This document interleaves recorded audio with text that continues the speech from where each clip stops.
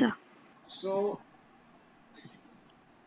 now comes the next class of compounds that are allenes. So what are these allenes? Allenes are nothing but cumulated dienes, cumulated double bonds, means one after another. So what are allenes? Allenes are cumulative double bond. Okay, there is a central carbon which is attached to sp2 hybridized other. Okay, so these are allenes. So some allenes some allenes are chiral even though they do not possess any chiral. They don't show any this thing. Can you see any chiral center? No, but still they can show a chirality. Now let's see why it can show chirality. Okay, the central carbon is sp hybridized because it is 180 your which is attached to your the central carbon is sp hybridized which is attached to your sp2 hybridized carbons. Okay, the central carbon is what? Sp hybridized and to be chiral. So what is the criteria to be chiral in case of allenes? To be chiral, the groups at the end carbons, you can see two ends. The two ends, the groups at the two ends of the carbon must have different group.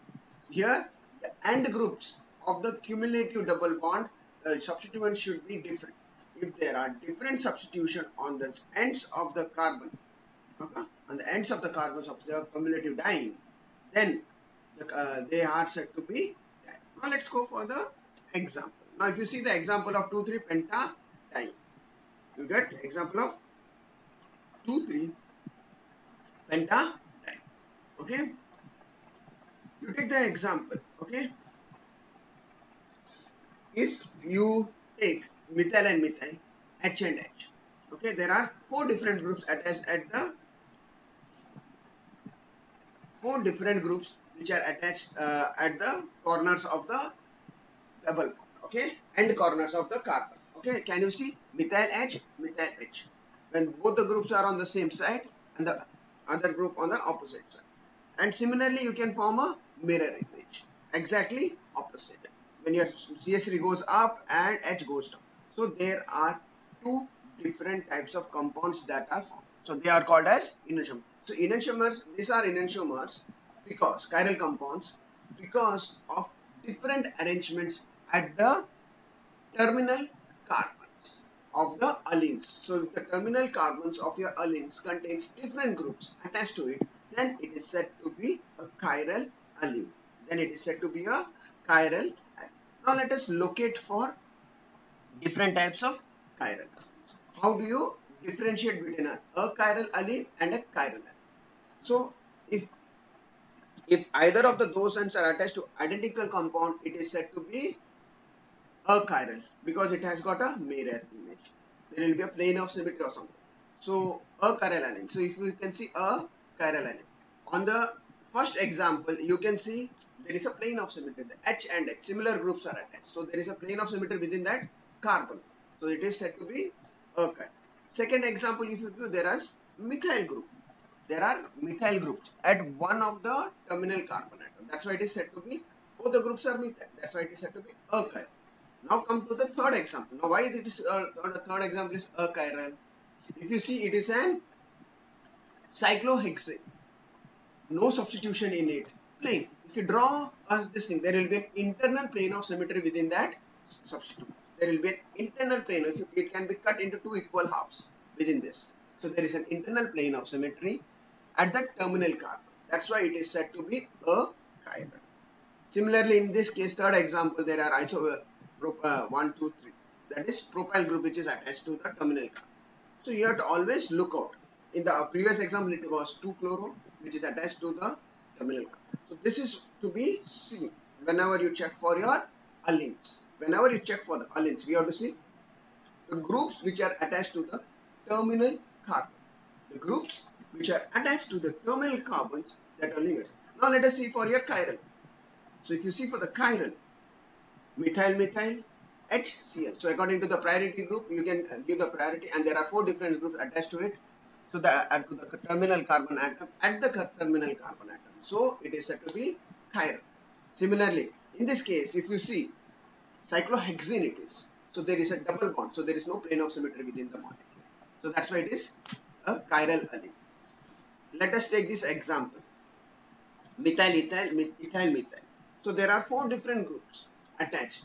So the 2 carbons at the terminal ends have got 4 different groups. Okay, there are no similar groups attached to the terminal. So that's why it is said to be similarly are the other ends. So in the last example, it is an example of your isotopes. Okay, deuterium and hydrogen, they have got different atomic mass number. Since they have got different atomic mass number, they are said to be chiral in nature. So this is how you try to identify the chiral centers in your allenes. This is how you try to identify your chiral compounds in allenes. Okay. Now let's go for the next topic. It's very important from your examination point of view. Biaryl compounds. What do you mean by biaryl? 2 aryl groups, 2 phenyl groups, or anything which come together, joined by a carbon-carbon single bond. 2 phenyl groups, aromatic groups, joined by a single bond. Joined by a single bond between them. It is known as biaryl compounds. So what are these compounds? Though even if you see over there, you cannot see a chiral center over there, but still they show chirality because of the substitution which are present on the ring. The aromaticity, the chirality is because of the substituents which are present on the ring.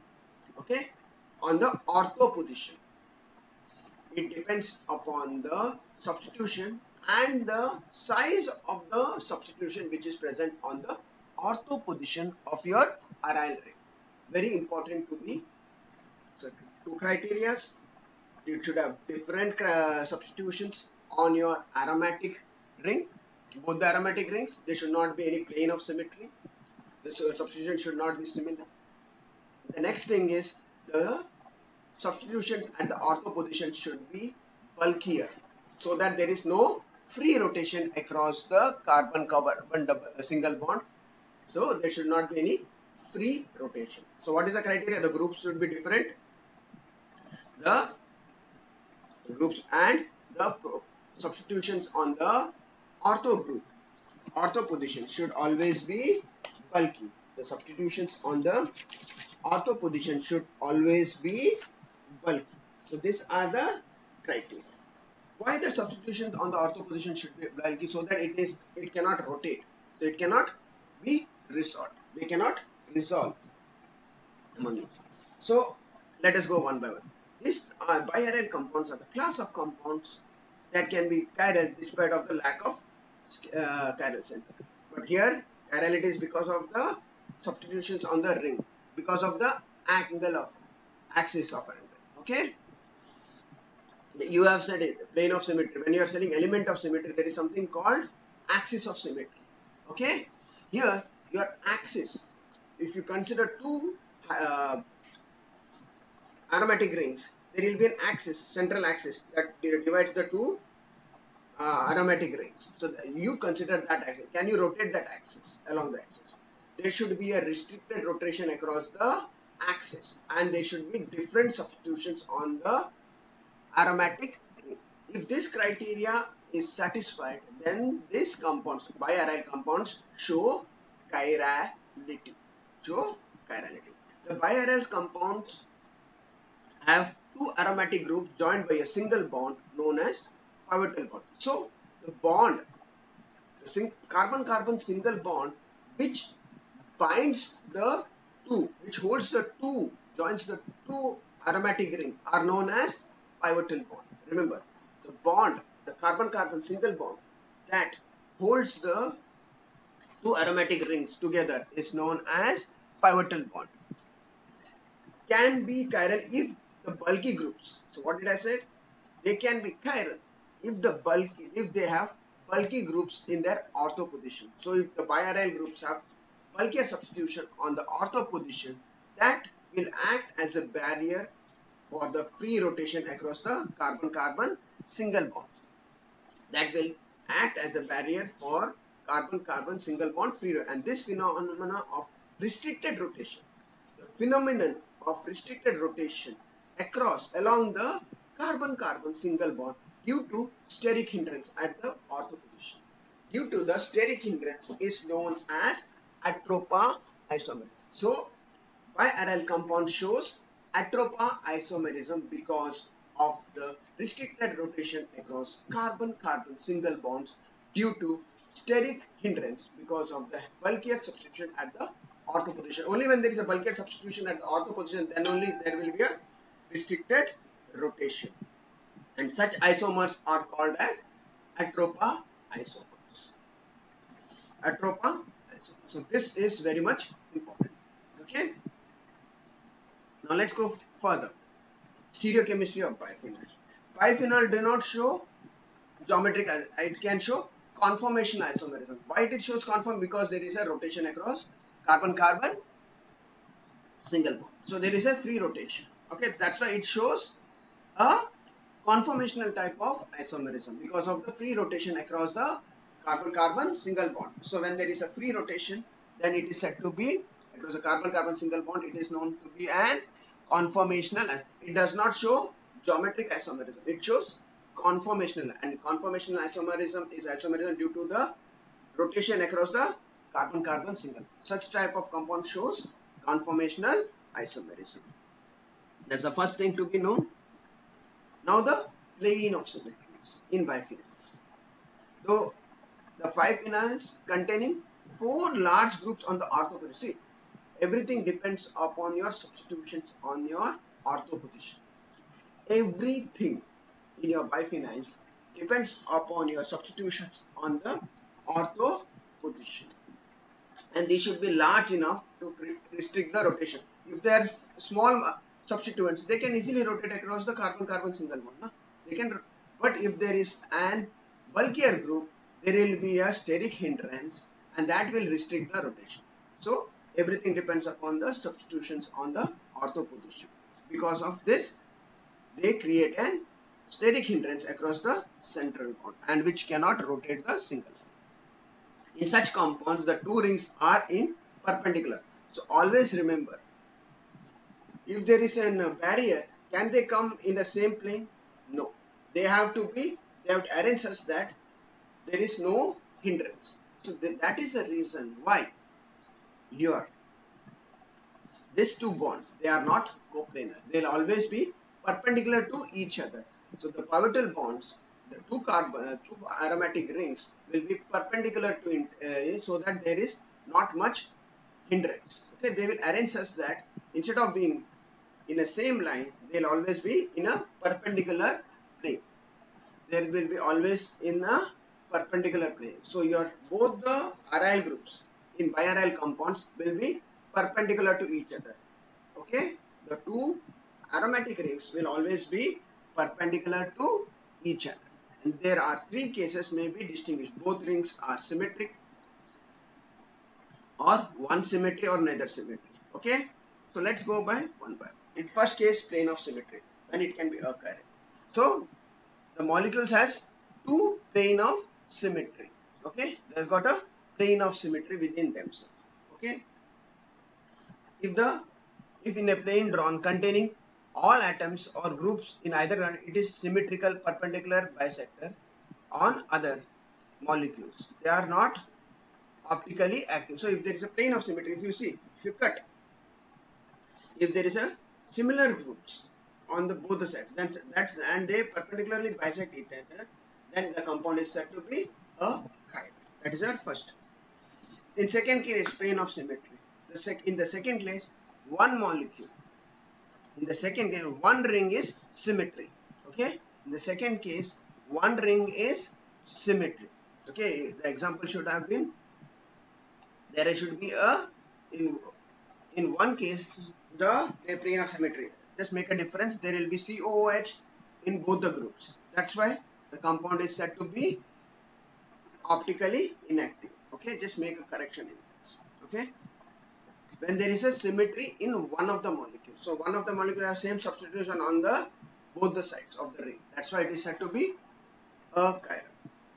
In third case, neither ring is symmetry. Neither ring is symmetry. You can see there is no, and many such compounds can be resolved. Okay, this is correspond to AB. So what happens?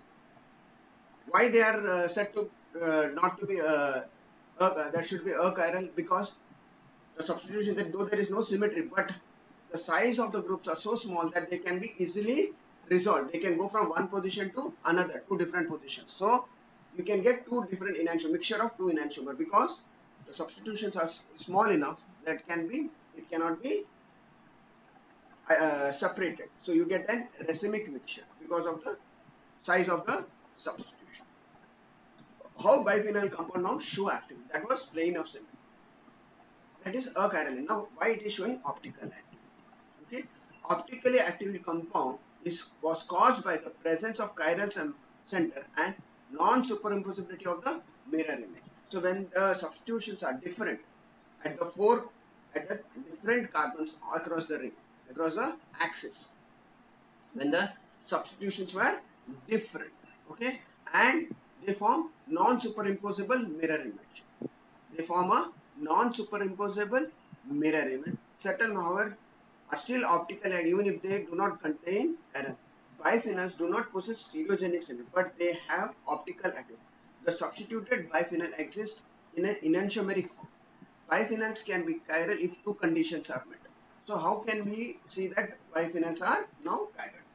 First is if bulkier group are present at the ortho position. That is the first criteria. There should be bulky groups so that there is no free rotation. If free rotation is there, they cannot be resolved.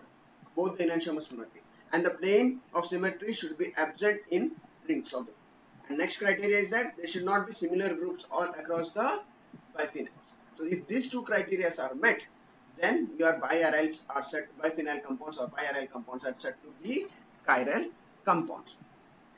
So first condition for optical activity of your biphenyls. Let's see what it is. The substitutions in the ortho position must have a large size. Okay, if the three bulky groups are present on the ortho position, they may cause restriction in the rotation. So if there are three bulky groups present in your ortho position, they will restrict the rotation. The groups are large enough to interfere mechanically. That is, they behave as an obstacle for the free rotation about the carbon-carbon single bond. Thus, the rings cannot be coplanar. So when the restricted, if they are coplanar, then they are in the same plane. So when there is a restricted rotation, they will try to arrange them in an angle perpendicular. So they do not come in the same plane. So there will be no plane of symmetry. So that is your bulkiness, steric hindrance. Second condition for optical lead. Resolvable biphenyls must contain different ortho substitution on each ring.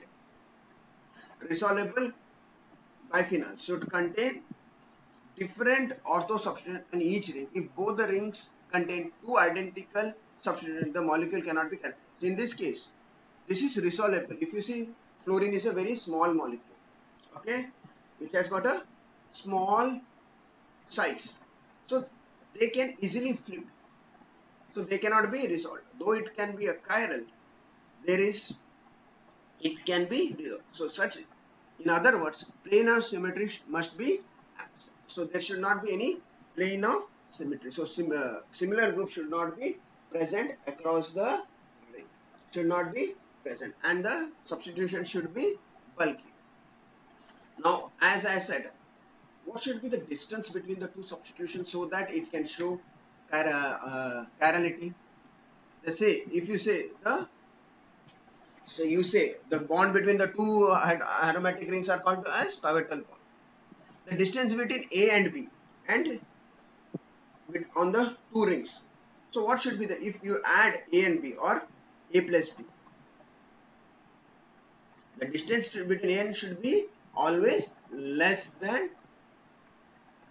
So if there is free rotation, then if it is less than 0.29 nanomolar. So if the distance between the two, if you sum it up, the size of the two molecules which are forming at the ortho position, and if you take their radius, if it is less than 0.29, then there is free rotation is possible. Then the free rotation is possible and it is non-resolvable. You cannot try to separate it because it will be comingly flipping in between the two positions. So they become achiral and will be optically active. So remember, the distance should be,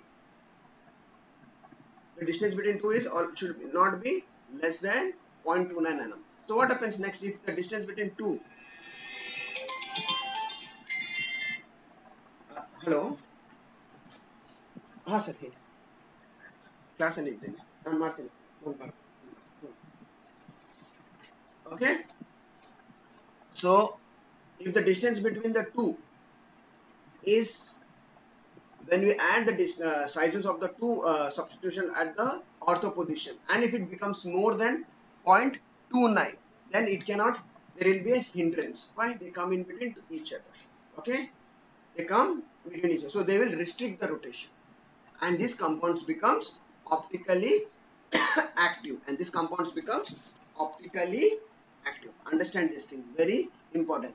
There will be a, so the 0.29 nanomolar distance, if it is less, the two distance size of the two substitution is less than that, free rotation is possible, so they are non-resolvable, so they become optically inactive. If it is more than 2.29, there will be, it will be optically active because of the restricted rotation across the carbon-carbon single bond, across the carbon-carbon single bond. The condition that is should be satisfied by a molecule to be chiral, therefore should be each plane, whether it is vertical or horizontal, must be devoid of plane of symmetry. There should not be any plane of symmetry. That means your group should be different. Okay, A plus B, that is distance between the two substitution at the ortho position, should always be more than 0.29, should always be greater than. If these two criteria are satisfied, then the biaryl compound is said to be chiral in nature. They are said to be chiral in nature. Now, stereochemical assignment. Stereochemical assignment. How do you determine the stereochemistry of your biaryl compounds? Okay, determining the actual stereochemistry of biaryl can be accomplished through using of Newman formula.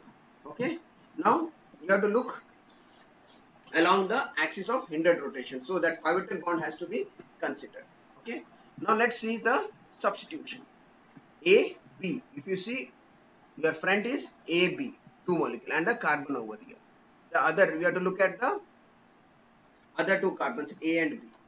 Now if the priority, now once we have seen the priority, now let us go for this thing. Starting from the substitution of the higher priority, okay, in the closest ring, means front ring, then moving along the shortest path on the substitution from A to A dash, A dash to B, B dash to B to B dash, then you have to see the highest priority. If it is in the counterclockwise, then it is said to be M configuration, and if the rotation is in clockwise direction, then it is known as P isomer. This is how you try to determine the configuration of your atropa isomers. So you have to keep the groups. If the substitution, when you go in priority, if you give, if it is in clockwise direction, then it is known as P. If it is in anti-clockwise direction, then it is known as N configuration of atropa isomers. So this is how you can determine the stereochemistry or assign the stereochemistry of your configuration of your atropa isomers. This is how you can give the stereochemistry of your configuration of your